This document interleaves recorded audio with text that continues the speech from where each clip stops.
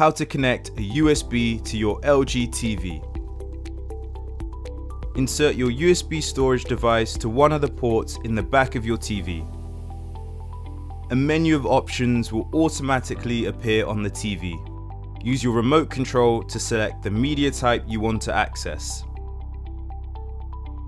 If that menu disappears, you can access your files again from the home dashboard by selecting the storage option.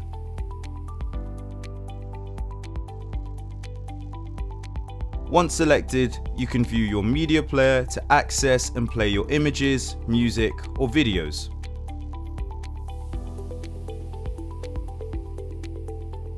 To safely eject your USB drive, go to your home dashboard and locate Storage.